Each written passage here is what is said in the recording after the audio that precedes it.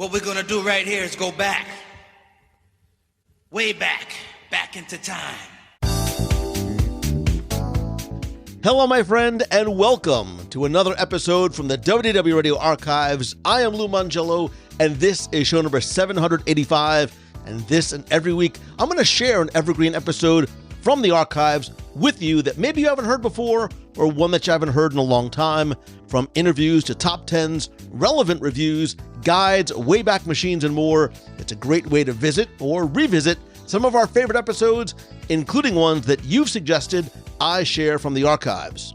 So I'm going to open up the archives again this week, but before I do, I want to offer my sincerest apology. I know it has been a few weeks since I was able to publish a new episode, and for that, I am incredibly sorry. That has never, ever happened before, and I promise you, it will never happen again. I've been traveling extensively, first for our WDW Radio Adventures by Disney to London and Paris, which I promise I will recap and review on an upcoming show. Then a few days in Disneyland Paris, which I will have much more to share from on an upcoming episode. And then a canceled flight home from Paris, and then right into the first ever preview cruise to Lookout Key at Lighthouse Point, which I will also discuss on an upcoming show, and do a live Q&A on a Wednesday night WDW Radio Live. From there, I went right into a media event the next morning for Epcot and Tiana's Bayou Adventure, and you guessed it, I will have much more to share and take your questions live on a Wednesday night show. But wait, there's more, because the following morning I was a keynote speaker for a group of students about lessons they can learn from Walt Disney. I hopped on a train right after that to South Florida for a corporate event where I was the keynote speaker, sharing lessons they can learn and apply from the Disney parks on customer service and experience, and then right back to Orlando for another event, and here we are. And I share that with you only to help you understand the why behind there not being a new show in the past couple of weeks, but as I said, it will not happen again. I am so sorry, and I appreciate your patience, your understanding, and your friendship.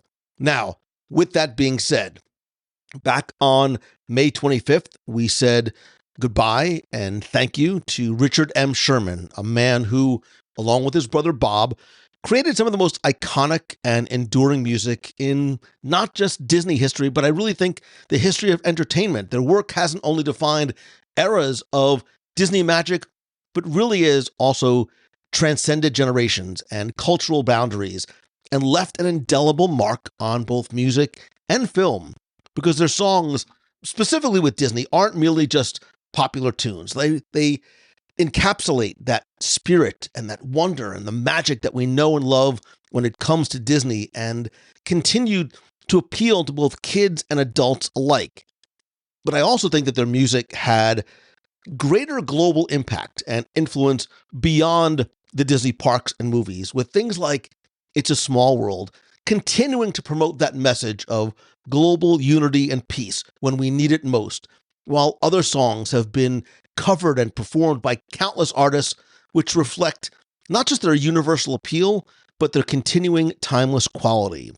And I think that enduring popularity of the Sherman Brothers' works speaks to their legacy and cultural lexicon, which, is honestly like it's ingrained in the memories of millions of people.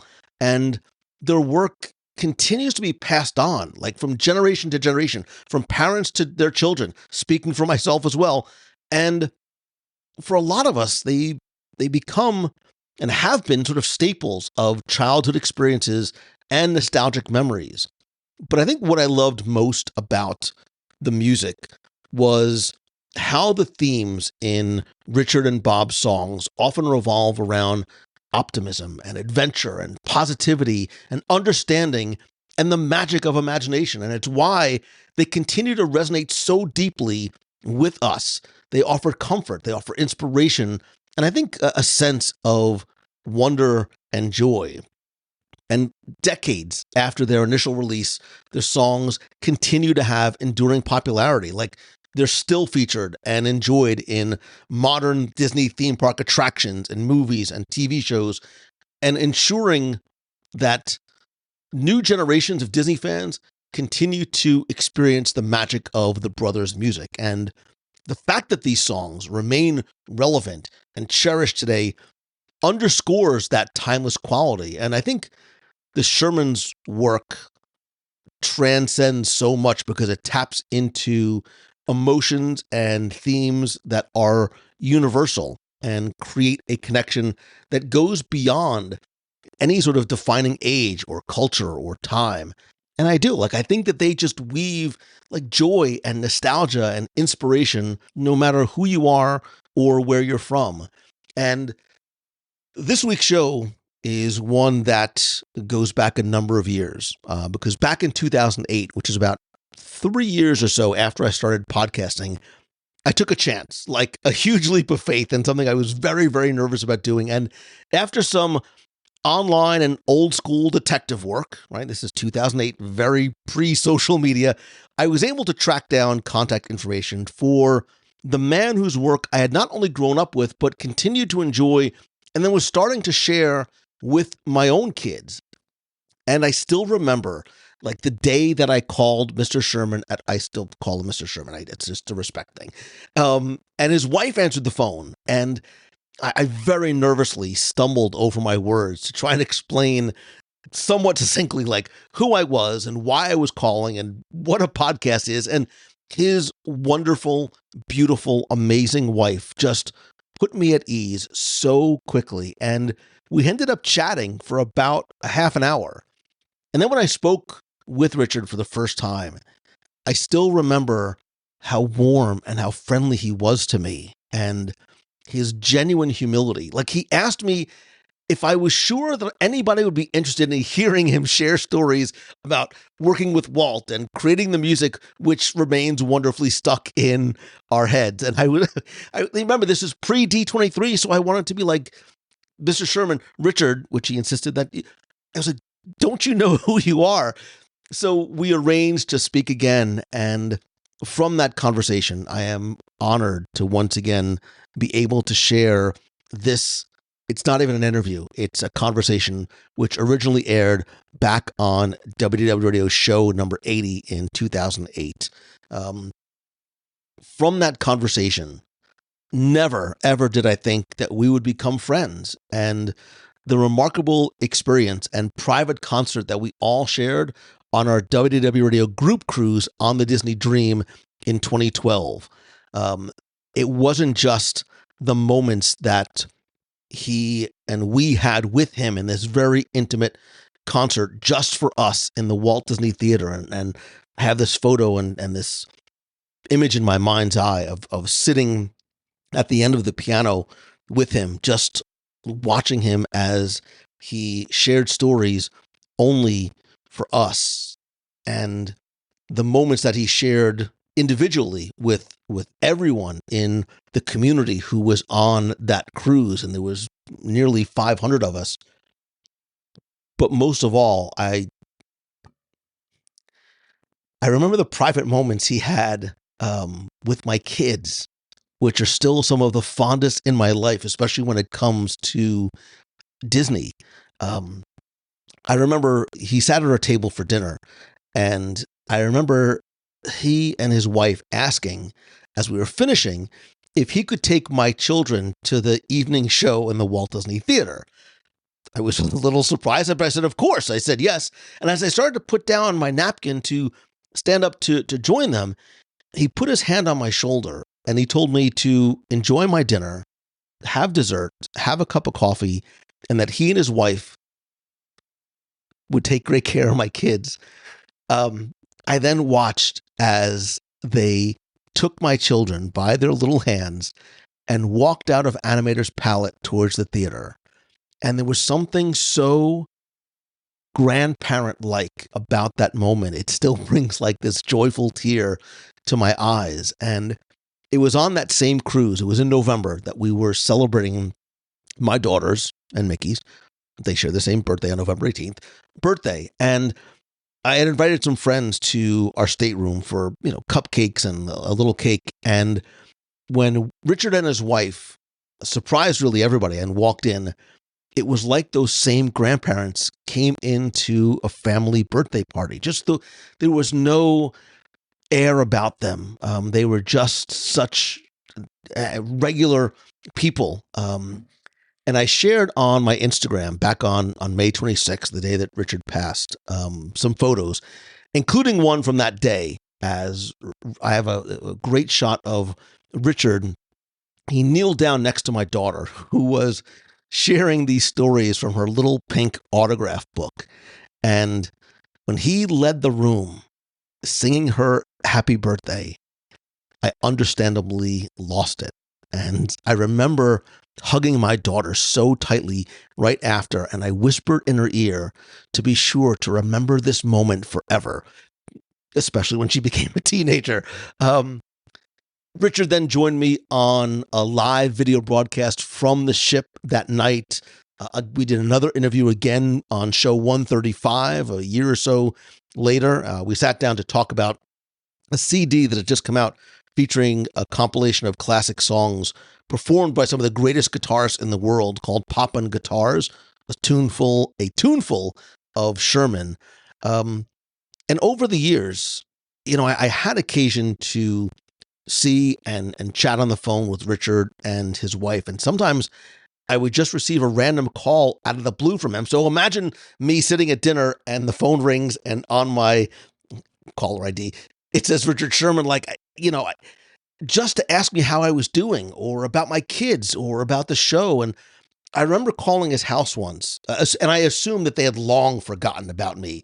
And so I started my lengthy, well, you may not remember me, but we did and to be very politely cut off with, of course I know you, Lou. Like, how are your kids? And I still shake my head in happy disbelief, and I share that story with you because it's not about me and it's not about my kids, but it goes to the type of person that he was and that his wife still is. And I spoke with Richard and his wife late last year, and I still remember commenting, like, internally to myself, how his voice just always seemed to radiate such joy, such happiness. And I would see photos and videos of Richard at events and things like that after that call. And no matter his age, like, he always had that unassuming, that same grandfatherly quality and that captivating smile on his face.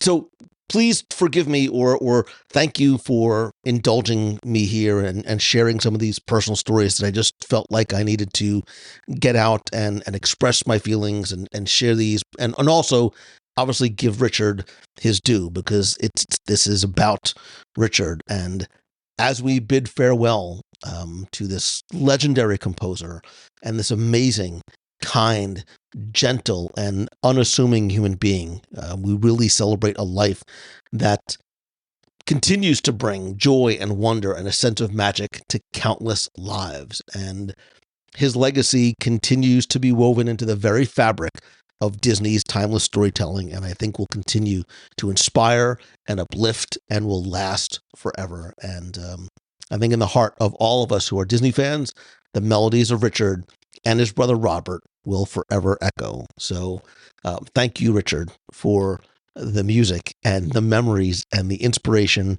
and the friendship. And you will be and are already missed, but I promise you will never be forgotten.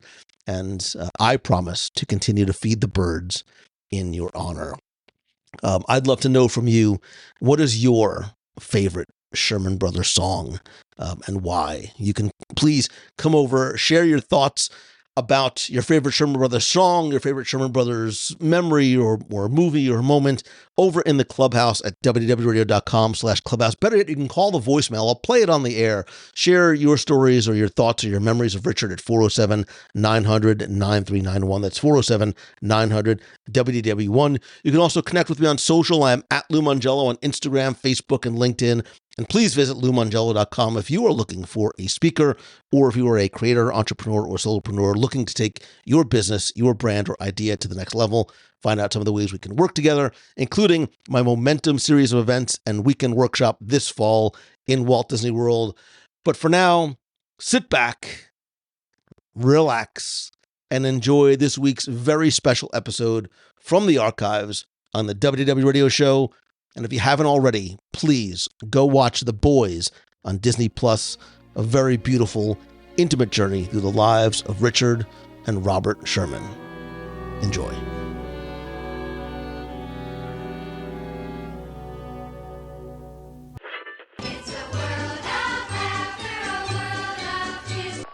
In a most delightful way. And the rain, rain, rain came down, down, down. Oh, supercalifragilisticexpialidocious. One little spark of inspiration. Ooby-doo, I want to be like you.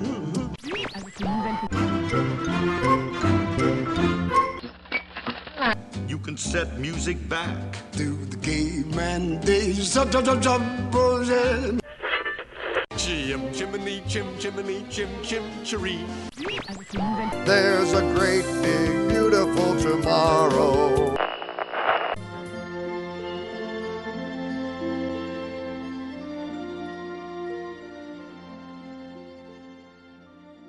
As I've always said, everything we see and experience in Walt Disney World is about a story.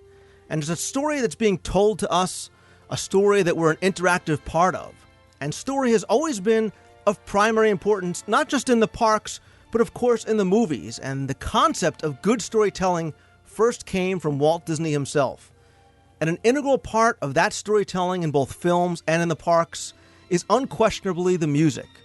It sets a mood, immerses and inspires us, and in many cases defines a film, a show, or an attraction. And it's what connects us, and for so many people, it's one of the reasons that they love Disney the way they do, and maybe even makes us believe in that Disney magic that we talk about as if it's a tangible thing. And the name that for decades has been synonymous with Disney music and classic films and theme park attractions is none other than the Sherman Brothers. And their credits read like a best of Disney films, television shows, and attractions, having written more musical scores for motion pictures than any other songwriting team in history, including timeless classics like, the music from Mary Poppins, The Jungle Book, The Aristocats, The Tigger Movie, theme park attractions like It's a Small World, There's a Great Big Beautiful Tomorrow, so many songs from Epcot's Imagination Pavilion, The Tiki Room, and countless others. In 1965, they won 2 Academy Awards for Mary Poppins. They received 9 additional Academy Award nominations, 2 Grammy Awards, 4 additional nominations, Tony nominations. They've had #1 pop songs and an astounding 23 gold and platinum albums. So today, it is my absolute honor to be able to chat with a true Disney legend and one of the brothers from that creative team that has changed the world with their music, Richard M. Sherman. And Mr. Sherman, I want to thank and welcome you to the WDW Radio Show. Oh, thank you, Jay. It's great to be here and talking to you, and I'm looking forward to whatever questions you're going to ask me, so shoot. Well, that's the thing. With so much that I want to talk to you about, it's almost difficult to find a place to begin. So maybe let's start with the simplest question, which would be, how did you and your brother start to work together and become a songwriting team? Well, actually, it was almost inevitable. Our father was a wonderful songwriter. His name was Al Sherman, and Al Sherman in the 20s, 30s, and into the 40s was writing hit songs, very big songs that today many of them are forgotten, but some of them still linger, like the famous football song, You Gotta Be a Football Hero. That's one of his. It's a wonderful, wonderful song. And for the great Eddie Cantor, he wrote, Now's the Time to Fall in Love, Potatoes are cheaper, tomatoes are cheaper. The older generation would know those songs. They were big, big popular hits. And I got the bug, I guess, to be a songwriter when I was in college. I started writing songs for college shows, things like that. And my brother was going to write the great American novel. He wanted to be a writer. And I wanted to write music and lyrics for plays and shows. And what happened was, after college, we both were living in a little tiny apartment, and my brother was writing the great American novel and digging a hole in the ground, and I was writing the great American musical and digging a hole in the ground. And our dad came up. He was this pop tune writer, and he said, I bet you guys couldn't write a popular song that some kid would give up his lunch money for to buy a record. And it was like a challenge. But he sensed that if we sort of pooled our wits and actually worked together as a team, we'd come up with strong ideas for pop songs. And so that's where it all started. And it truly is this. A good song, has a story in it. And you always have to dig for that story, that angle before you start going. I think that's the thing that attracted Walt Disney to our songwriting is that we always had a kind of a hook, an angle. It wasn't just a straight-ahead statement. It was a song that it had either a question in it that made you think or a statement that made you think, a hook. And basically that's what Bob and I did. We started writing pop songs, and through sheer luck, a little girl named Annette Funicello recorded a song of ours called Tall Paul back in 1958, only 50 years ago. And that song in 1959 became a top 10 song, a big hit. And Annette, who was a Mouseketeer for the Disney organization, needed new songs. And so the publishers at Disney Company asked us, do we have any more songs for Annette? And, of course, we wrote song after song for her and made many records with her. And little did we know this, but she was one of the pets of Walt's organization, and he had discovered her and was listening to all of the songs that she recorded. And basically what happened was he said he was going to put her into a film, and he said, those two young fellas that are writing these cute songs, I'd like to meet them. Maybe they'll put a song into this picture I'm going to put Annette in because she's now so popular with songs. That's how we met the great man. And that sort of brings you up to a very crucial part of our lives, and that's when we met Walt Disney. And what was that first meeting like? You know, you're told now that you're going to be brought before Walt Disney, who obviously at the time, was so successful with what he was doing. Tell me, what was that first meeting like for you? Well, I can remember very vividly what it was like because it was it was amazing. We walked into the office. We didn't realize we were going to play the song for Disney himself. We played it for this executive, music executive, and he said, yeah, that sounds like a great song for the picture. We got to play it for the boss. And I said, well, who's the boss? They said, well, Walt Disney, of course. So I said, you mean we're going to play for this icon? We never realized we'd ever meet the man himself. We just were in this office, and so he brought us into the actual offices of Walt Disney, and he was sitting behind a desk, very occupied, writing, signing some autographs or something like that. And his opening line to us, are you fellas really brothers, or are you just sort of using that name? Because when I was in vaudeville, we used to have brother acts, and we never were brothers. And he completely threw us because he was so funny and sort of friendly. And we said, oh, no, we really have the same parents. And Mr. Disney, he says, no, call me Walt. He didn't like to be called Walt, Mr. Disney. So then he said, now let me tell you about this picture. And he launched into describing a picture that had nothing to do with the film that we were written this song for. He was describing what became The Parent Trap, the Haley Mills picture. But we had written a song for a picture called The Horse Masters for Annette Funicello. So he was into this long description of this picture, and my brother, who's very brave, Bob, he said, Mr. Disney, Walt, he said, we have come with a song for Annette Funicello. We don't know about this other picture. So he says, oh, well, why did you let me go on like this? Of course, how do you tell this man, this world-famous man, that you're talking about the wrong picture? To stop him. So he just said, okay, let's go to the other room and let's hear the song. So I played this song, the Sherman song for him, this little song we'd written for Annette. And he said, which is typical of Disney, he said, that'll work. Now, I wasted a lot of time on this other thing. So he actually had given us a huge compliment because Walt never said anything more than that'll work to people that were working for him because he didn't want to spoil them. He never said, wonderful, great, perfect. He would just say, that'll work. But at that time, we thought, well, that was kind of a put down for this song we'd slaved over. We really worked hard to get the right song for that picture. So basically, he started on this other picture, and he handed us a script. And the script was called We Belong Together, and that was the picture that became the Parent Trap, which was our very first Disney major picture that we had done. Yeah, I tried to imagine what that must be like, and then hearing the story about how you don't want to interrupt the man as he's on a roll. But we'll talk specifically about some of the films you worked on and some of the attractions. But you worked for Disney during really what was a golden age for the studios. What was it like working with and for Walt Disney? Maybe what are some of your fondest memories during that time? Well, I'd say that the thing about working at the Disney studio under Walt was this. He was a member of the team. He was a great spark plug, a listener, a remarkable listener. He could discern what would work and what wouldn't work. He inspired everybody that worked for him, and everybody is trying so hard to please the boss. I mean, that was the whole thing. And if he told you a story, it was the most important story that ever was told by humankind, because he had this ability to hypnotize you, to get you so excited about some episode of Zorro or something that you just would kill yourself to write the perfect number for it, or write the perfect dialogue if you were a script writer, or design the perfect setting for if you were a setting designer. I mean, the whole thing was, he was hypnotic about the way he inspired people. And it was great. It was wonderful working for him. He never talked about how much it's going to cost, and this is the bottom line, and this is the blue, this is this and that. He never talked about that. It's just the quality of the product.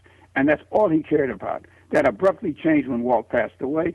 It totally changed. But when he was alive, nobody ever thought about anything but doing a great job on the product. And obviously, like you said, we keep talking about story, and story was really of paramount importance to Walt, and I assume for you and your brother as well as you were writing the songs. Well, I think basically the key to our getting jobs as staff writers for Walt Disney was our sense of story, because all good songs, as I said earlier, have good story in them, good hook lines. And when we were handed eventually a book called The Stories of Mary Poppins by Pamela Travers, Walt Disney knew full well that there was no storyline in the Mary Poppins books. There were just episodes. They were wonderful, wonderful episodes with an incredibly delightful character, Mary Poppins, and they had each self-contained storyline. So each chapter was another adventure. But there was no through line. Nothing really happened to the family. It's just that Mary Poppins would come into the Banks household to have wonderful adventures with the children and fly away again. So Bob and I, when we were handed this book, because one day he handed us the book after we had done about 6 or 7 assignments that he had given us, and he liked them all, he said, read this and tell me what you think. He didn't say, I need a song for this sequence or I need a title song for this movie. He just said, read this and tell me what you think. And Bob and I read the books, and we were thrilled by the fact that he gave us a book to read. And secondly, we were kind of disappointed because there was no storyline. So we said, let's take 6 chapters of these 6 juicy chapters that we thought were really outstanding, put them together and make a story out of it. Let's say there's a problem in the family. Let's just say the father's not paying attention to the kids and the mother's off busy doing her things, and so Mary Poppins is needed. So she comes into the family and she changes things. She gives little life lessons to the kids and to the family itself, and unites that family so that when she flies away, she's done a job. This was our concept. And we came in with a story concept, not just some song ideas or, yeah, that's good, Walt, it could be something. We came in with a real idea. And also we came in with a period. We changed the stories from the 30s, which was Depression England, back to the turn of the century when it was still colorful and charming and English music hall style songs could be used. We came in with all these ideas. And so we weren't just songwriters for him, we were story men. And when we sat down and talked about this project or what it could possibly be, that's the day he said, you fellas really like to work. We said, we sure do, Walt. And he said, well, how'd you like to work here? Of course, we were flipped. We said, oh, my God, yes, we'd love to. And that was August, I think it was, of 1960. And so from that point on, we were the staff writers, and we worked on everything. But it was always story, story, story. I mean, that was what it was all about. And that was the key to our being successful at Disney. And I think that's the fascinating part, is that you weren't just songwriters. You were really involved in the creative process of the films themselves. And I think that's why the songs work so well. Well, thank you. That's very nice for you to say that. But actually, we were very fortunate so that we weren't just like augmenting or adding something to a film. We were actually helping to paint the picture in our way. And sometimes it was merely a title song for a film, or sometimes it was a whole musical with storytelling throughout and character development throughout. It all depended on the project. Each project was different. In all, we did about 36 films at the Disney studio in those years, and then we subsequently came back and did others. But our tenure there was very, very, let's say, prolific. We worked every day, and we loved it. Well, going back to stories and writing for the films, is it fair to say maybe that you wrote songs for the characters in the film, say, as opposed to the actors themselves, even though you had the benefit of working for, and writing for people like Julie Andrews and Dick Van Dyke and Louis Prima? Well, you're absolutely right. You said it all. I'll just repeat what you said and say this: we wrote for the character. We never wrote for the actor. On rare occasions, when we were told we're going to have Maurice Chevalier in a film, we need a number for him, we could hear his voice when we were doing it. But all the songs for Mary Poppins and in Jungle Book, when Louis Prima sings "I Want to Be Like You," I mean, we had no idea Louis Prima was going to do it. All we knew was that we were writing about this ape, and we had to write a funny song about a scary ape and make him to be fun instead of scary. And so we made him the king of the swingers, and that gave us a jazz number. And be just like the other men. I'm tired of walking around. Oh, ooby-doo. I mean, these are things we just wrote the song, and when we were finished with the song, then we would talk with Walt and we would talk with the other producers and directors about casting. And then when we found the personality we wanted, we'd come and test him and make sure he was right. So all these things are ingredients in the creation of the film. But in the case of the Sherman brothers writing for Disney, 95% of all the songs we wrote for the character and not for the actor. All right, well, around the same time as Mary Poppins, early to mid-'60s, the 1964-65 World's Fair is approaching, and you were asked to write for two attractions, the Carousel of Progress and It's a Small World. And I'm going to ask you about each of these individually, but first tell us about maybe the challenge of being presented with writing for an attraction versus writing for a motion picture. Well, each and every assignment that we had was a individual into itself, because if you're going to have to write for a stuffed teddy bear or a tiger, who's called Tigger, and it jumps around, it's just as much of a challenge as to write for a concept that's a carousel of progress that's going to be putting people into this auditorium that swings around so that there are 7 different or 6 different stories that are being told. Each one of these was an individual challenge, and it was fun. I mean, it was great because we never knew what we were going to do one day to the next. I recall the first challenge was the Carousel of Progress. They were constructing this for the World's Fair. It was going to be sponsored by General Electric, and it was going to tell the story of how electricity has changed man's life, and how we came from an ice cube sitting in a bathtub for cooling the house to electronic devices. It was just remarkable how this was done and depicted. It would take me 2 hours to even describe it. But let me just say, we were given an assignment by Walt to write a song that would tell the story with broad strokes of how life has changed through man's ingenuity, man's reaching further, challenging the envelope and going further.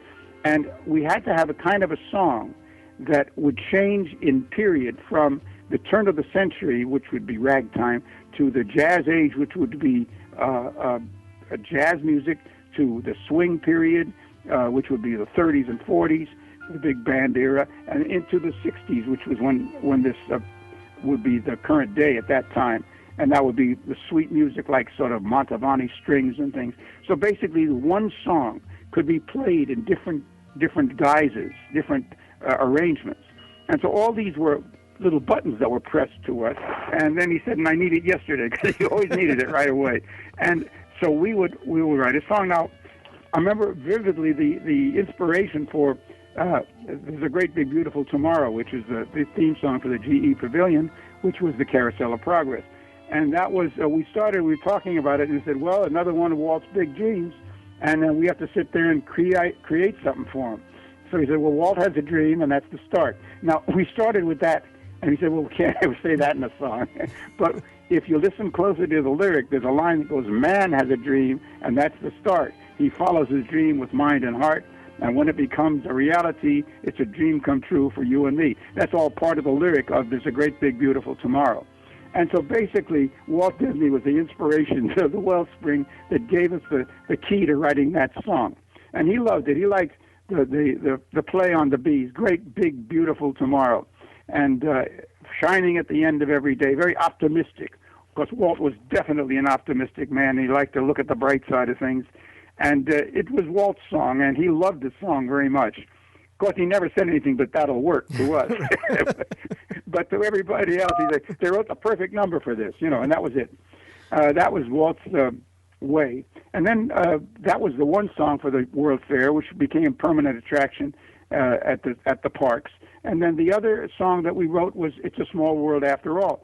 And here we were like troubleshooters, because they had this incredibly beautiful concept of a boat ride through the water, the audio animatronics dolls, all beautifully gowned and costumed, singing, and they were singing national anthems of the various countries. That was the concept on paper, and they started recording these voices to do that.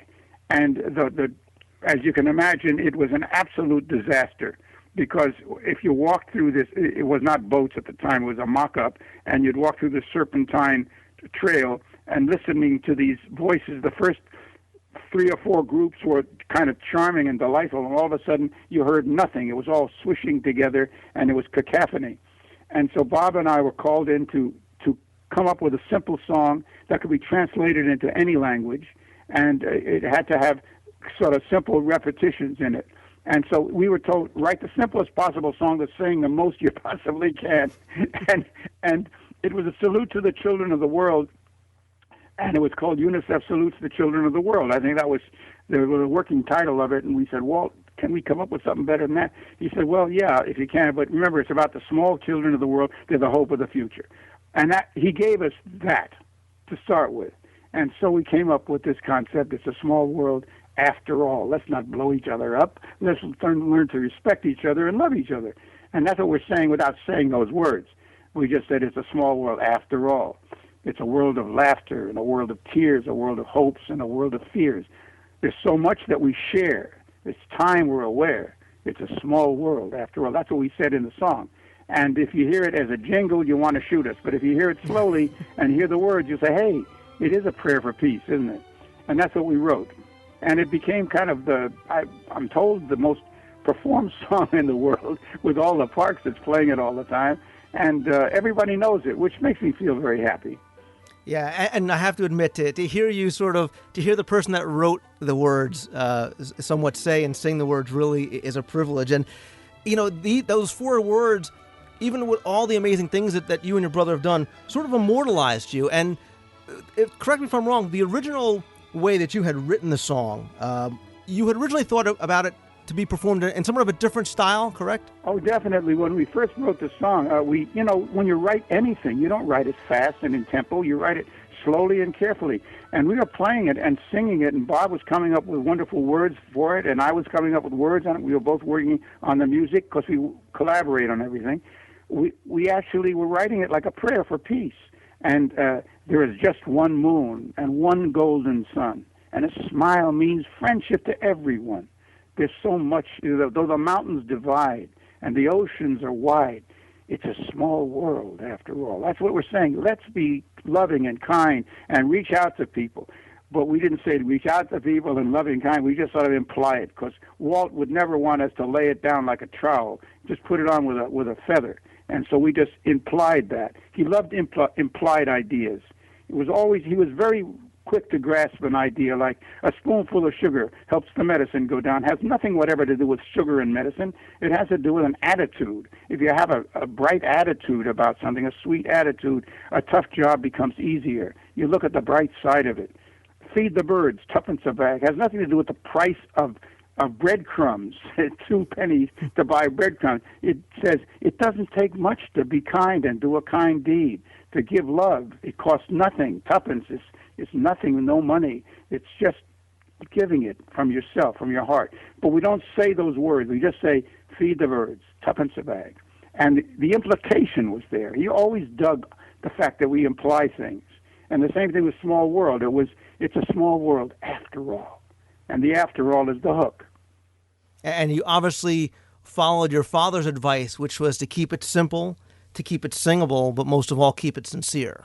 Oh, my goodness, you really are a researcher. That was great. Yeah, that's exactly what he said to us when we were young guys starting out, and he made the challenge. He said, keep it simple, singable, and sincere. And as he was walking out the door, and he says, and make it original. That was it. And so he'd always guide us in those early years till we finally got the right angle on things. I remember we had written many, many songs. Country music was very big back in the early 50s. And we finally wrote a song which we had a hook on, and he liked the hook. And that was, we wrote a song, a blatant line, gold can buy anything. And then we had a codicil on it, but love. Gold can buy anything but love. And he says, now you have a hit song. Now you have a possibility of a hit song. Go out and try to sell that one. And that was our very first published song. It wasn't a hit, but it did get published. And really, in addition to It's a Small World, really two other very small words that really define, to a certain degree, your work is obviously Mary Poppins. Yeah, well, that was a major, major jump for Bob and myself. You know, we had never done a full musical score. We had pictures with songs in them, and we'd had popular song hits and a couple of big ones. But the thing is that this was a giant, giant step forward for us. And, of course, it put us into the position of writing musical film. And that's what we started doing from then on. Most of our pictures were musicals. But Mary Poppins was the perfect cast, the perfect creative team. I mean, my praise goes out to so many people involved in that film, from Bill Walsh and Don DeGrati, who did this incredible script, and Walt himself, who was hands-on the whole time, pushing everybody and pushing and creating the final product. And Peter Ellenshaw, who did the incredible mat artist, who did the mats. So they're in Burbank, California. We were in Edwardian, England, because of his artistic creativity. I mean, there were so many people that contributed. And I haven't even mentioned this superlative cast with Julie Andrews and Dick Van Dyke and Glynis Johns and David Tomlinson, all these wonderful people that were part of our cast. It was a labor of great love and great talent on many, many parts. And Bob and I were lucky enough to be the songwriters. We really loved working on it and helping with the story, because that's what we did. Well, I applaud you for crediting so many other people, but I have to say that what you did and what your brother did on this work made this film the timeless classic that it remains. And to your credit, in addition to receiving your Oscar, you also coined a word that's a staple of every Disney fan's vocabulary. You put it to song, and you have to allow me to just step through the songs that you wrote for the film so as not to minimize your impact on it. A Spoonful of Sugar, Jolly Holiday, I Love to Laugh, Chim Chimmery, Feed the Birds, Step in Time, Stay Awake, Sister Suffragette, A Man Has Dreams, The Life I Lead, Let's Go Fly a Kite, one of my personal favorites, Fidelity, Fiduciary Bank, The Perfect Nanny, and of course, Supercalifragilisticexpialidocious. I don't think that I'm exaggerating when I say that what you did qualifies as a true masterpiece. Well, you're very, very kind to say that, and I'm very proud of it. I know Bob is, and we feel that it was a big, big leap forward for our career, and we were very lucky, I think, to have a boss like Walt Disney who helped select what we were going to finally wind up in the film. Because, you see, as we developed this film, we were developing many of the chapters that we were exploring to see which other chapters we might use. And so a lot of songs were written for the film that we never used. And some of them found their life in another film. We changed them a little bit and used them someplace else. But basically, the songs that were selected were really the very cream of all the things we were doing. And they really were story. Each song had a story. Part of the story was being told through the song. And I think the key to a really good musical is if you don't have the songs, you don't have a picture. And I think that's what we had here. We had hunks of the story. I mean, just huge hunks of dialogue were just sung. And people didn't even realize they were hearing songs performed when they were doing it, because it was so woven into the film. And one of my favorites of all the songs in the picture is two reprises that we used near the end of the film when the father and Bert have a conversation, and the father he feels his life is falling apart because he's been fired from the bank for causing a a ruckus. You know, there was a run on the bank because the little boy didn't want to invest his tuppence in the bank, and so everything falls apart.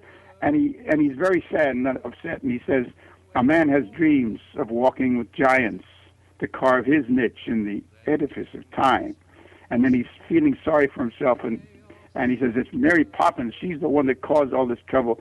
And then Bert pipes in and says, "Oh, yeah, she's the one that sings a spoonful of sugar. That's all it takes. Changes bread and water into tea and cakes." He says, "Tea and cakes, indeed." And they're having this conversation. It's all sung. The whole thing is musical comedy, the way it's sung. And that's a really well-integrated show. That's the way we were writing it. It's that Poppins woman. She did it. I know the very person you mean. Mary Poppins. She's the one what sings, "A spoonful of sugar, that is all it takes. It changes bread and water into tea and cakes." See, that's exactly what I mean. Changing bread and water into tea and cakes, indeed. No wonder everything's higgledy-piggledy here. And is it true that Feed the Birds really was a personal favorite of Walt's and one that he often would ask you to come in and sing and play for him on the piano?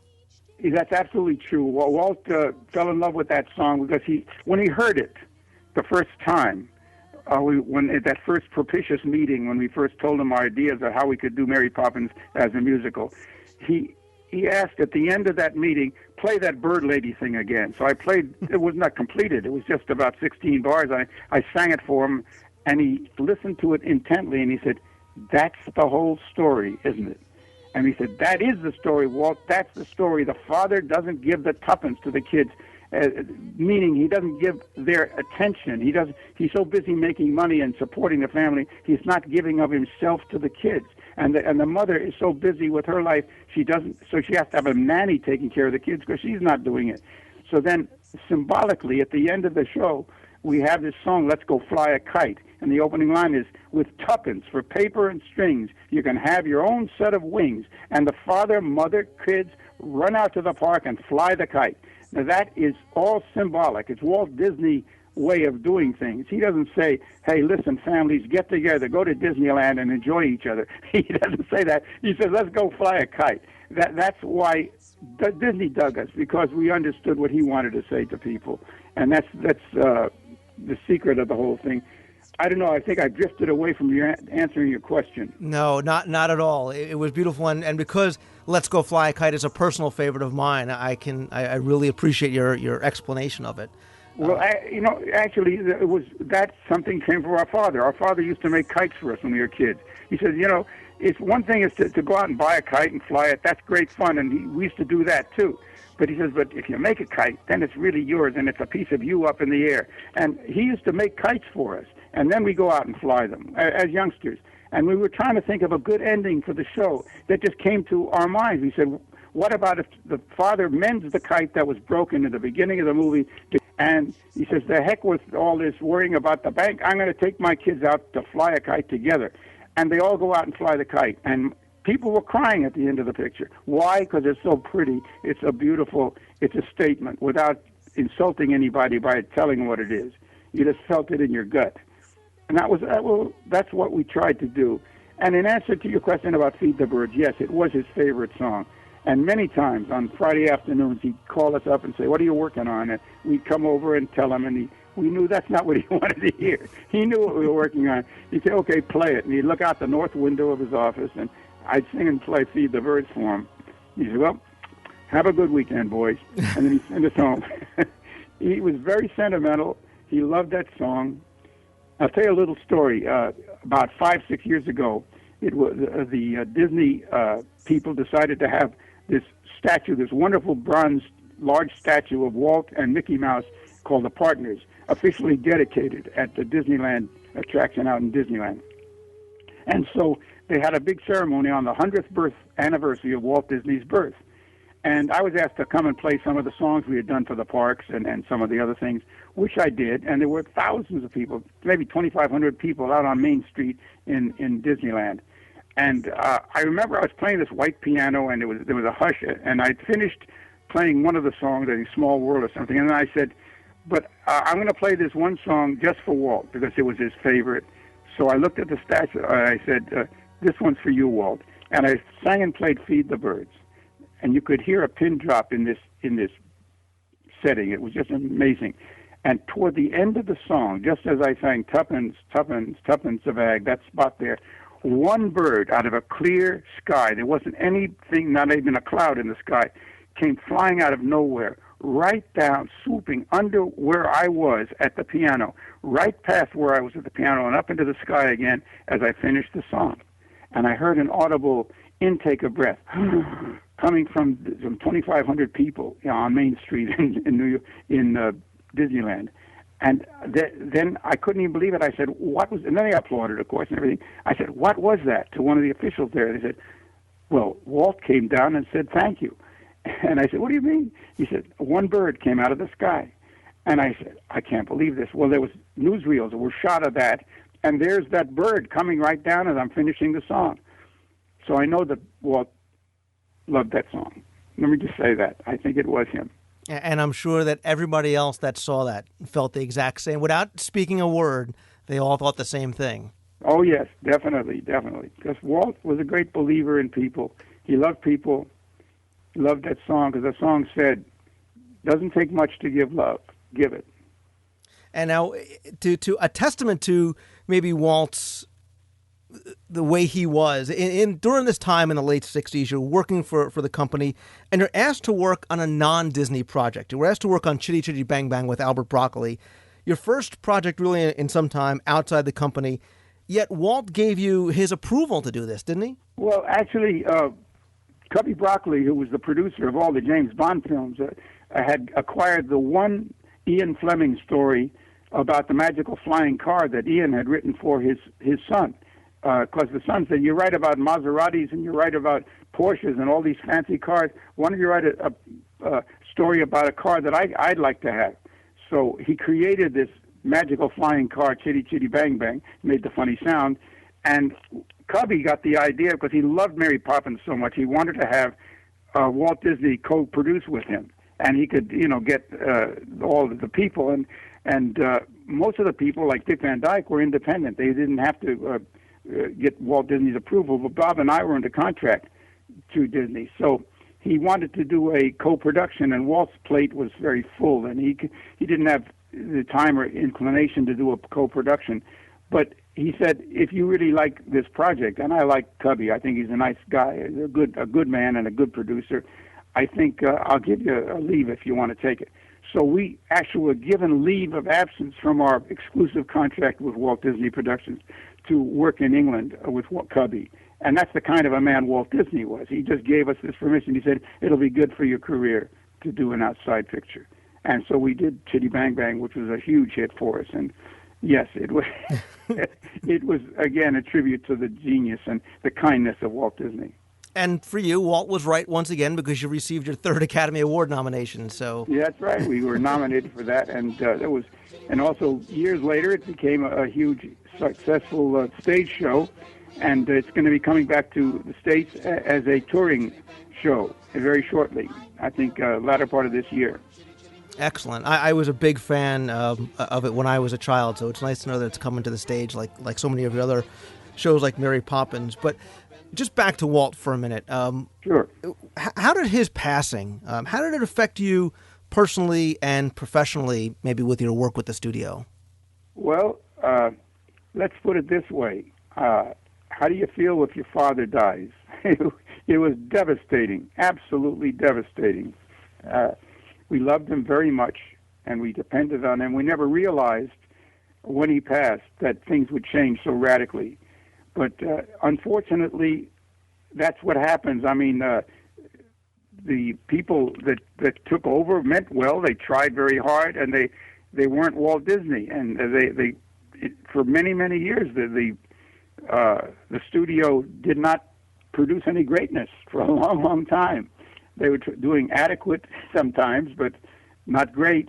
And it was later years, certainly the advent of the resurgence of fine musical scores in films like The Little Mermaid and Beauty and the Beast. The greatness came back, but there was a long period of time with a tremendous lack of, let's call it, spark.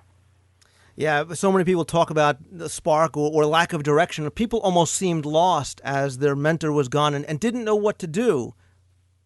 Well, yes, you said it. they said, well, what would Walt do? I mean, that's not a way to think. You have to say, what would we do?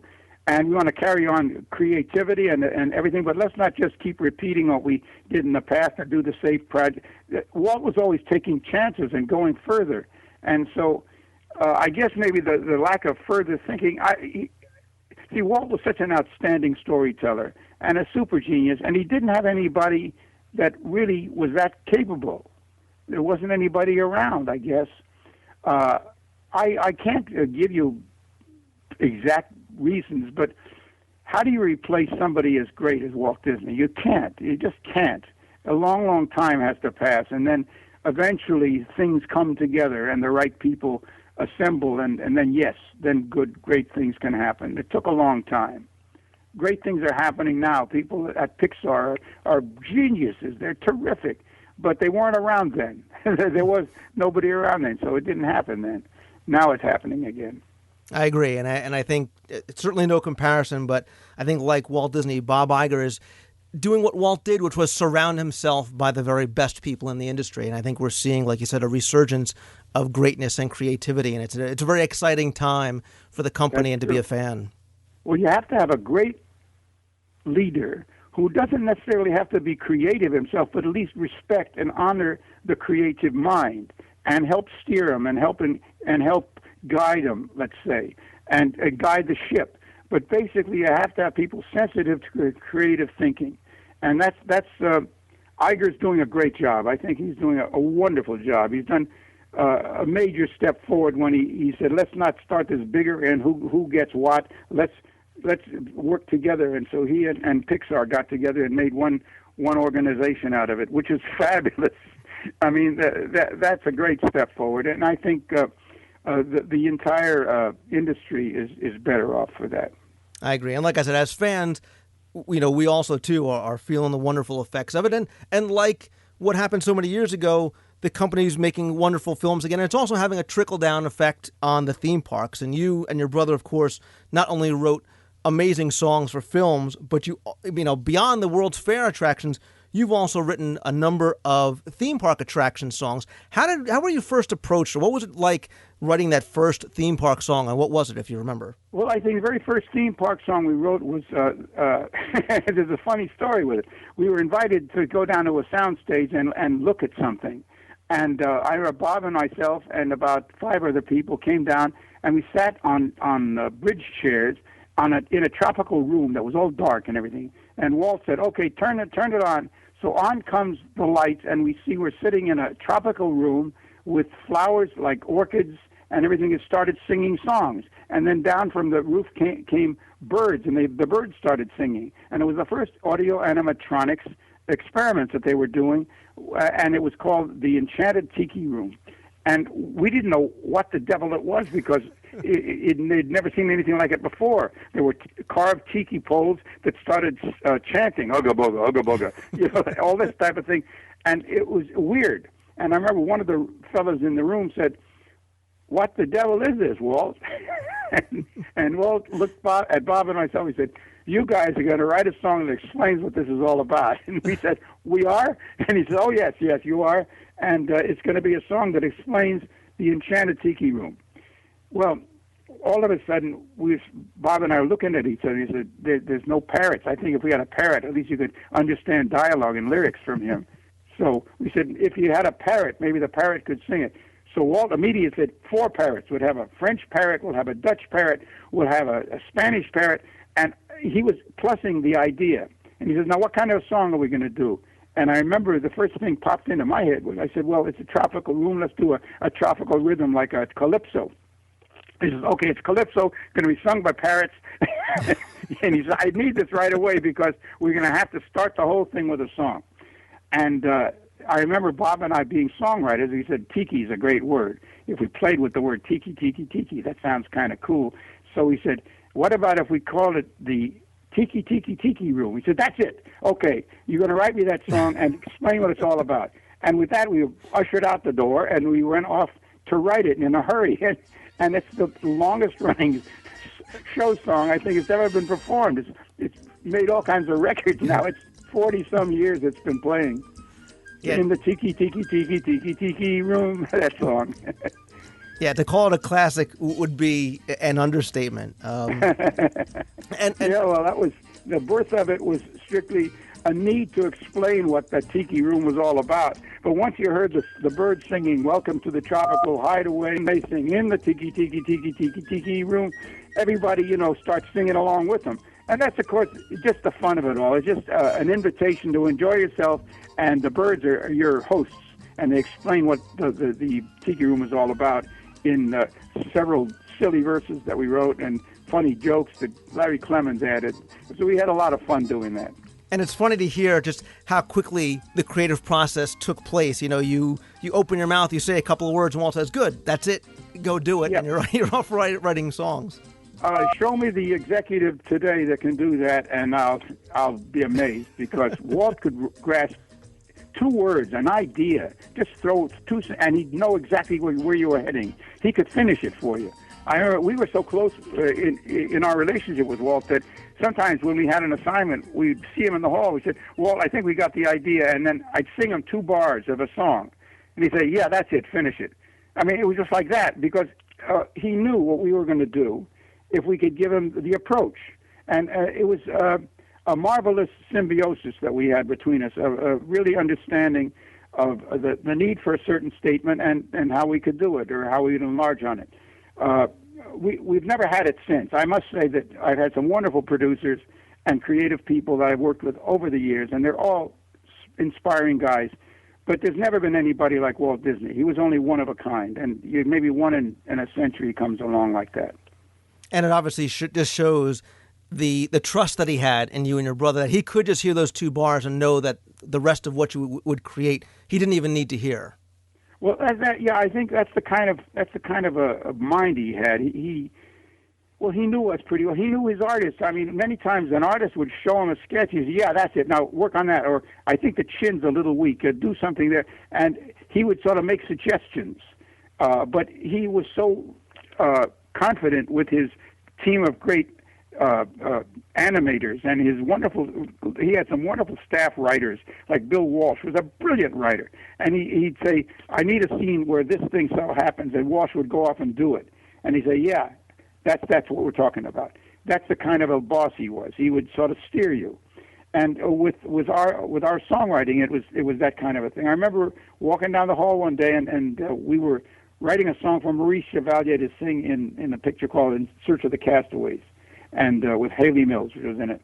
And they were stuck in an bamboo tree after a big flash flood had come, and they're really stuck, and they're hungry, and they want something to eat. So this professor, who was played by Chevalier, said, "Use the things we have around us. There's some bird eggs over here, and we can fry them on this pan and everything." And he starts building an omelet with spices and everything he finds from the tree. And he sings this song. And Walt wanted him to be singing a song as he's doing this. So we said, "We have an idea." And the idea was, enjoy it. And we said, "Why cry about bad weather? Enjoy it. Each moment is a treasure. Enjoy it." And I sang that little song to him with the melody. That much. He said, "Yeah, that's it. Finish it." And that was it. And that became a classic Walt Disney moment in that film. It was just wonderful when he did that with Haley. They sang a duet together, and it was lovely. But it all started with, he heard 2 lines of a song, and he said, "Yeah, finish it." And that song, like most else of what you've written, including the theme park music, is that same happy, uplifting thing. Now, for example, for Carousel of Progress, you wrote The Great Big Beautiful Tomorrow. Again, one of my personal favorites. And I have to say, the video of you and your brother singing that at the piano with Walt, with the GE jackets on, is one of my favorite videos anywhere. Well, that again was what he wanted to get some more money to finish the pavilion. It was running over budget, and we had just finished the song, and he didn't discuss this with us. We were just the kids on the block. We were writing our songs, and one day he called out about 3 days after we'd played the song for him. And he had said his classic, "That'll work." And he said, on Friday, put a tie on. I'm doing some lead-ins. I want you to come down to the sound stage 2, after lunch. So he said, okay, Walt. And so we wore a jacket and a tie. And as we were being made up, he said, we're going to do something together. They pinned the GE logos on the back of our jackets. And he was doing a big sales pitch on what they were doing for the Carousel of Progress. And he wanted us to sing the song. We didn't know he would sing it with us. And he said, prop the lyric up so we can do it together. So on the piano there, we did one take, really, and sang the song. And he said, kick your heels up when you go off when I tell you to. So, okay, we did that. And there, for the one and only time on film, he actually said, the Sherman brothers write a lot of the wonderful songs, at the Disney studios. Well, he said wonderful songs to us, but not directly to us. He said it to the GE people. Well, sure enough, he got his money and he finished his pavilion. But here's again the kindness of Mr. Disney. He was so wonderful. He about 2 days or maybe a week after we had done this little bit for him, with those 2 envelopes in our office, and it was 16 millimeter print of the thing that you love, that piece of footage of us doing this thing together. And the note said, this is a little souvenir of the other day. I know that your grandchildren will enjoy seeing this one day. And that was him. That's Walt. He gave that spoonful of sugar. I'm going to start crying now. He was incredible.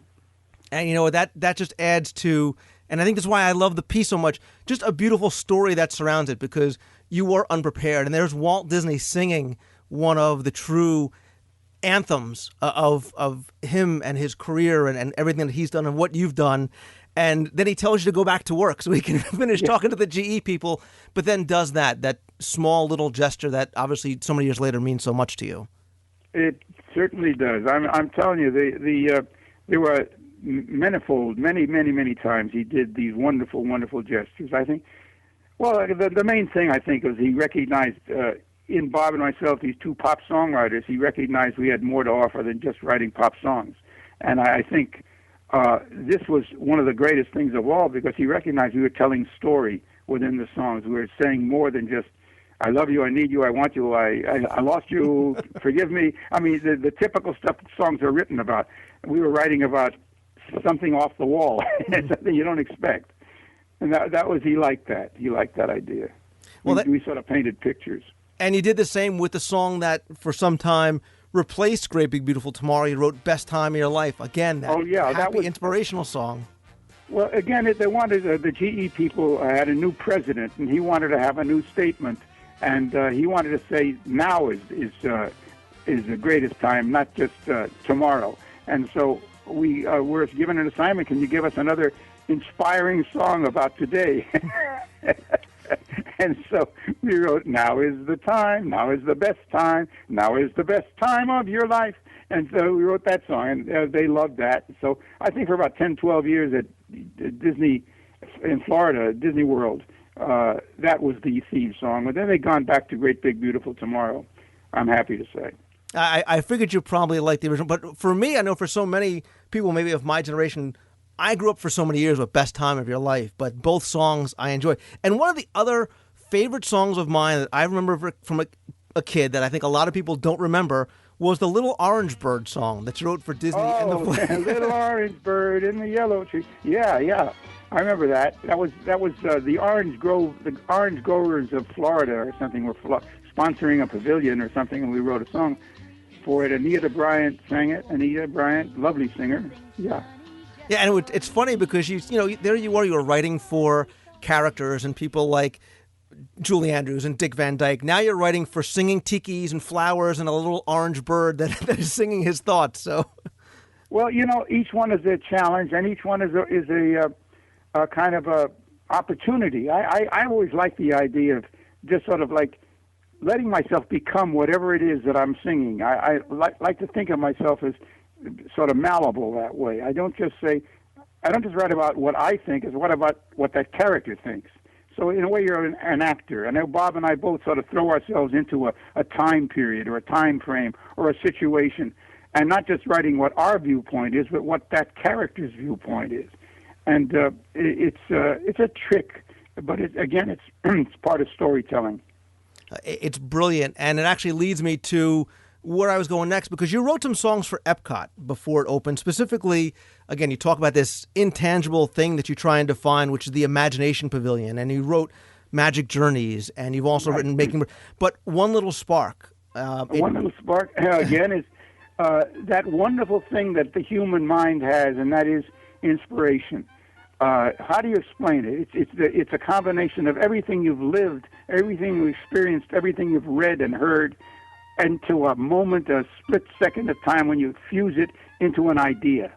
And ideas are remarkable things, and that's what that one little spark is, inspiration.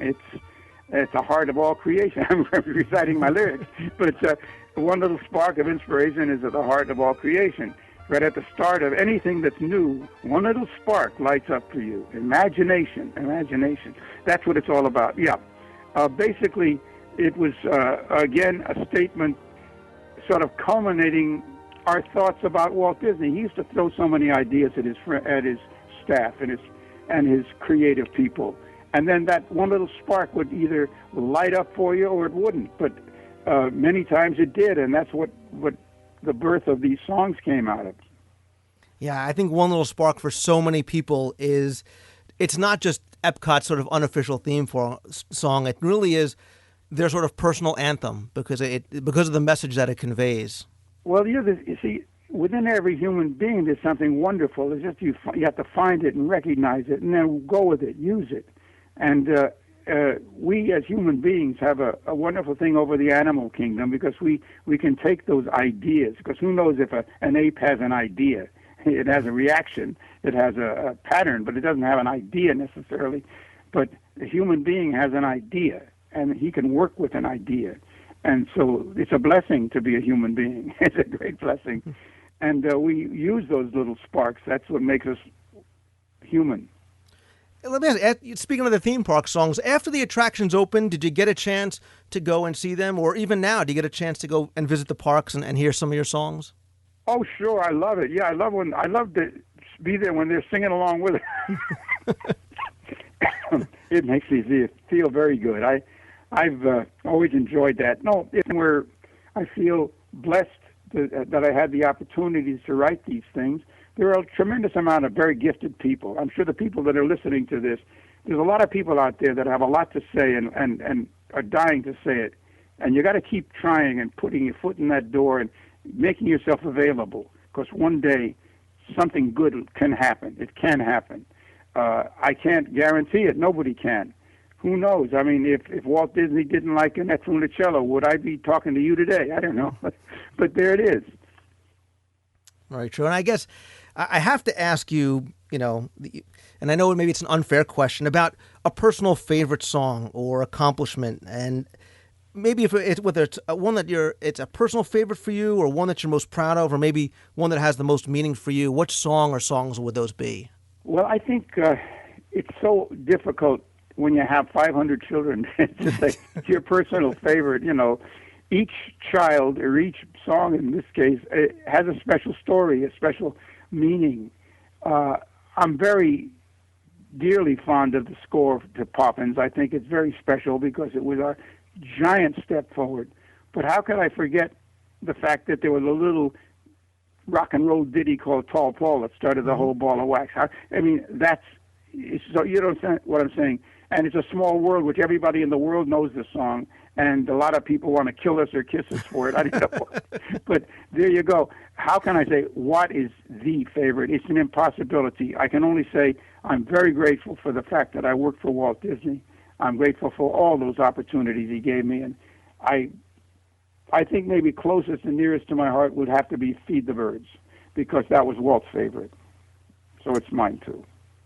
Yeah, like I said, I kind of knew that it would be hard to sort of pick one, but that's not my favorite. It's just one of my favorites. Yeah. Obviously, since you worked for Disney during that time, you did come back. You wrote some more music for Disneyland's New Tomorrowland. You came back and you wrote for the Tigger movie. And right. I assume that since then you've been doing so much more with your work on the stage shows. Give us a little bit of what you've been doing since your work for Disney. Well, we did some 25 films for other producers. I won't run a list down for you, but we had the joy of writing some wonderful books. I mean, adding music and lyrics to some wonderful stories. For example, we worked with Charles Schultz on Snoopy Come Home, and we worked at Paramount with the Hanna-Barbera people on Charlotte's Web, a beautiful, beautiful book that we wrote music for. And we've written a lot of beautiful, and then for United Artists, we did 2 pictures, the Mark Twain's Tom Sawyer, and then we did Mark Twain's Huckleberry Finn, 2 musicalizations of those classic American stories.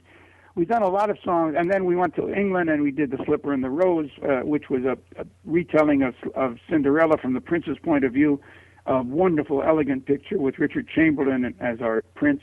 And we had a lot of great experiences writing for other people. But the highlights of our life, I must say, have to be centered around the Disney product. And we're having worked for Disney on recent things as well. It's kind of lovely that we have this wonderful relationship. I know that I've done a lot of interviews for the DVD sections of reissues of some of the films we worked on. And that's a lot of fun, reminiscing. We did a thing with Julie Andrews and Dick Van Dyke sitting around a piano with me, reminiscing about Poppins for the Disney DVD special edition that just came out about a few years ago. This is the kind of thing that I've been enjoying doing, and I never cease to be amazed at how I remember everything because it's so vivid in my mind. It's like yesterday. Well, I definitely want to direct people, and I'll put a link in this week's show notes where you can find out to go and pick up a copy of your book called Walt's Time. And it's more than just a very beautiful scrapbook of your professional career with your brother. But what I enjoyed about the book was it really gives a very personal look at you and your family, and especially the relationship that you had and the love that you had with your father and Walt, as well as now with your wife and children. Oh, well, thank you. It's a lovely thing. That book was about 10 years, it came out about 10 years ago, and I believe it's still available. I think you have to sort of go to one of these .com situations to get it. I don't know how, I'm not involved in the publishing of it, but it's a lovely book called Walt's Time by Robert and Richard Sherman, and it's a lovely thing. By the way, my son Greg Sherman and my brother's son Jeff Sherman are doing a beautiful documentary on the life of Bob and myself. It's called The Boys, the story of the Sherman brothers, and Disney is behind it. They're helping them put it together, and it's going to be wonderful. It's going to tell our whole life story, not just the Disney part of it, but the from soup to nuts. And it's kind of a wonderful story, different. People will be surprised and I think amazed and enjoy it, I think, because there are a lot of things about it that I don't want to give away anything. It's just to say that it resumes the resume of our existence. It's interesting. Yeah, and people can learn more. They can go to theboys.com, and I am personally looking forward to seeing this, really finding out about the growth of the professional and personal relationship with your brother and just the personal aspects that were so formative for you and obviously led to both of you creating so many beautiful songs for so many generations.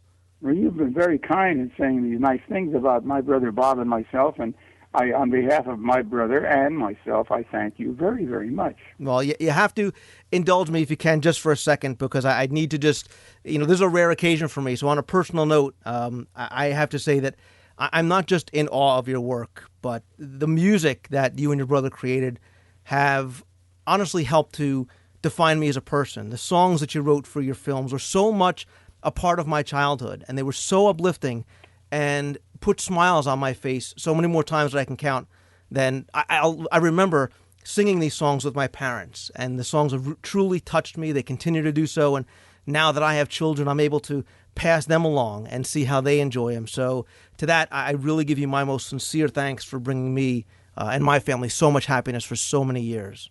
Well, I give you my most sincere thanks. That's very, very sweet. I appreciate that. It has truly been a privilege to speak with you today. I hope you will always know how important and influential and meaningful your work continues to be to countless millions of families across the world. And this is where I would normally say, well, to learn more about my guest so-and-so, go here and here. But to learn more about Richard Sherman and the Sherman Brothers, visit a Disney theme park or watch a classic Disney film with your family. And when you start to smile, you can silently thank my very, very special guest, Richard M. Sherman. I want to thank you so much for taking the time to speak with me today. Please give my best to your wife, and thank you so, so much. I hope I have the honor of meeting you in person and shaking your hand someday. I do too. Thank you. Early each day to the steps of St. Paul's, the little old bird woman comes. In her own special way, to the people she calls, come buy my bags full of crumbs. Come feed the little birds, show them you care, and you'll be glad if you do. Their young ones are hungry, their nests are so bare. All it takes is tuppence from you.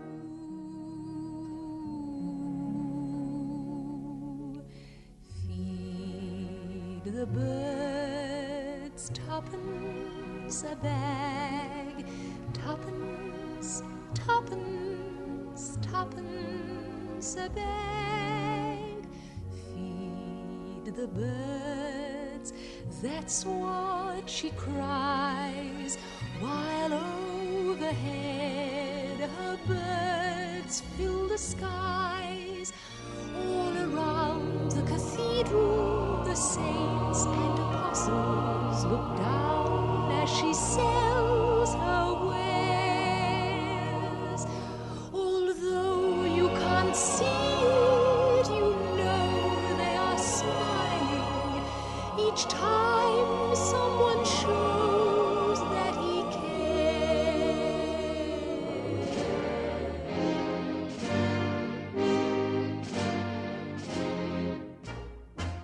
I feel a surge of deep satisfaction, much as a king astride his noble steed, when I return from daily strife to hearth and wife.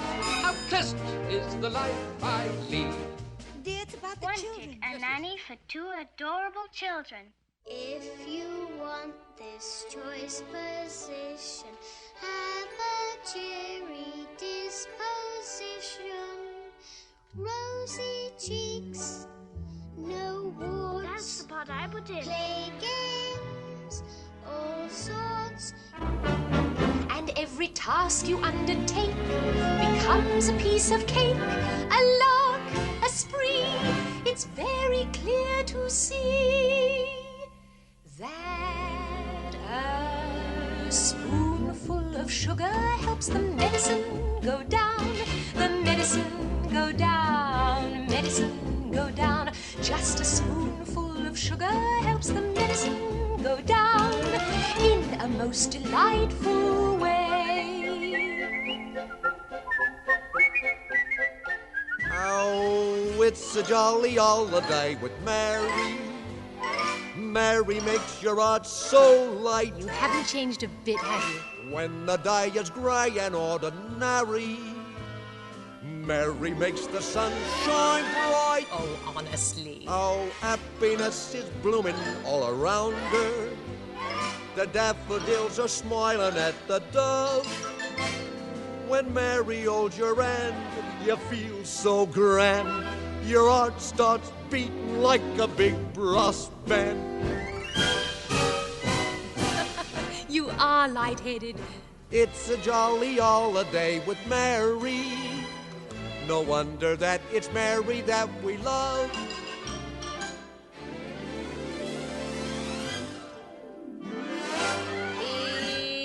It's supercalifragilisticexpialidocious, even though the sound of it is something quite atrocious. If you say it loud enough, you'll always sound precocious. Supercalifragilisticexpialidocious. 'cause I was afraid to speak when I was just a lad. Me father gave me nails a tweak and told me I was bad. But then one day I learned a word to save me aching nose. The biggest word you've ever heard, and this is how it goes. Oh, supercalifragilisticexpialidocious. Even though the sound of it is something quite atrocious, if you say it loud enough, you'll always sound precocious. Supercalifragilisticexpialidocious. Underline, underline, underline, underline, underline.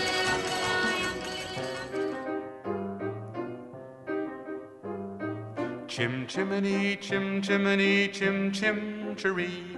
A sweep is as lucky can be. Chim chimney, chim chimney, chim chim cheroo. Good luck will rub off when he shakes hands with you. Good luck will rub off when he shakes hands with you.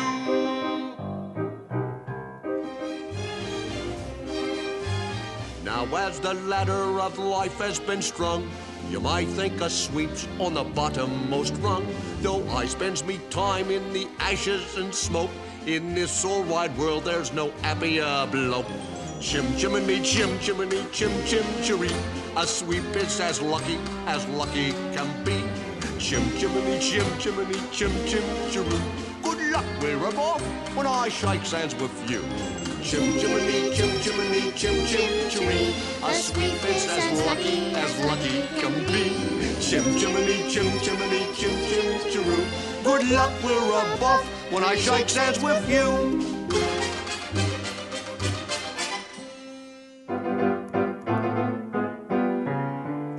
With some sticks and paper and strings, you can have your own set of wings. With your feet on the ground, you're a bird in flight, with your fist holding tight to the string of your kite.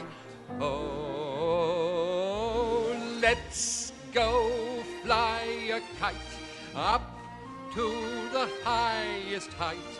Let's go fly a kite and send it soaring up through the atmosphere, up where the air is clear. Oh, let's go fly a kite.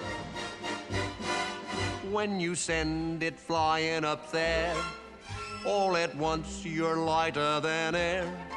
You can dance on the breeze over houses and trees, with your fist holding tight to the string of your kite.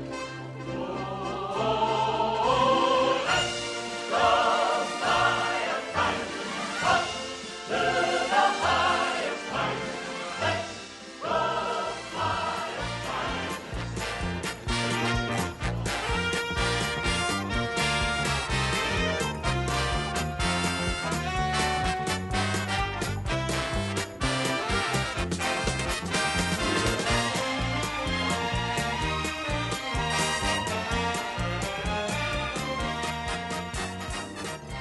You see, my friends, the computer makes life easier. Saves me time and headaches too. He sorts things out, analyzes in a shake. My enormous problem, to him's a piece of cake. He's got a great big memory like an elephant. Utilizes knowledge without end. That's why I'm a router for me computer. Everybody needs a friend.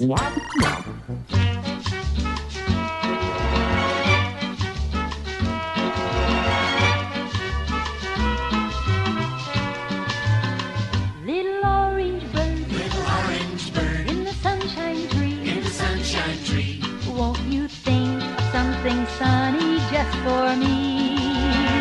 Think a funny thought, or a sunny word, that will make me happy, little orange bird. In the tiki, tiki, tiki, tiki, tiki room, in the tiki, tiki, tiki, tiki, tiki room, all the birds sing birds and the flowers croon. In the tiki, tiki, tiki, tiki, tiki room, welcome to our tropical hideaway. You lucky people, you.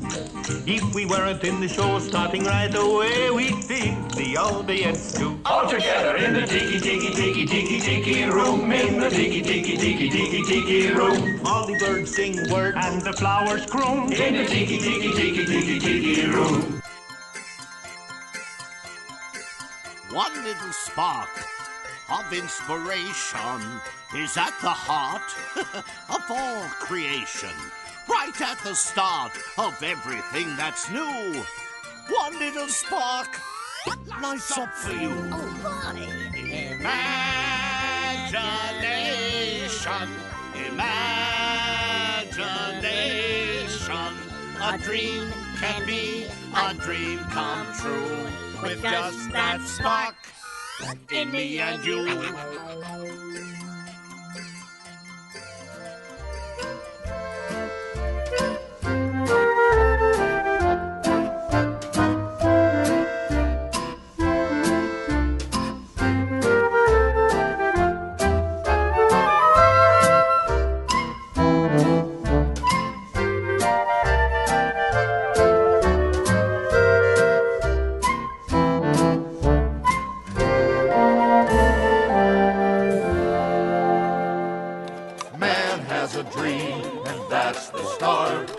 Follows his dream with mind and heart. And when it becomes a reality, it's a dream come true for you and me.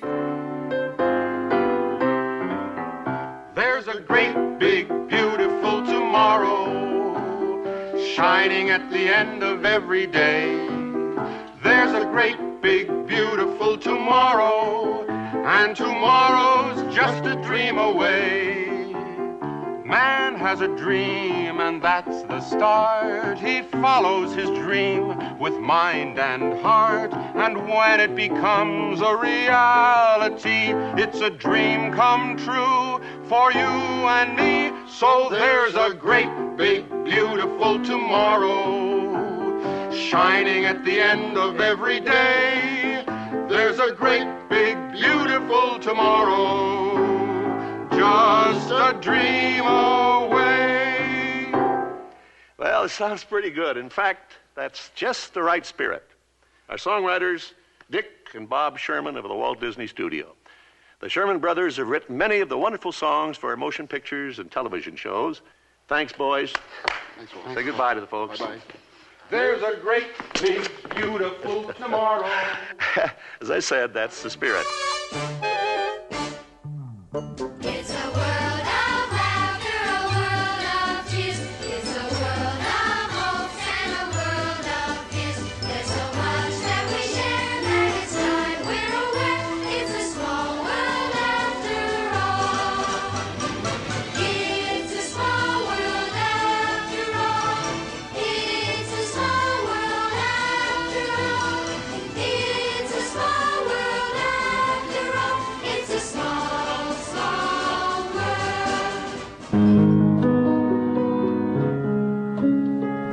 It's a world of laughter, a world of tears. It's a world of hopes and a world of fears. There's so much that we share that it's time we're aware. It's a small world after all. It's a small world after all. It's a small world after all. It's a small world after all. It's a small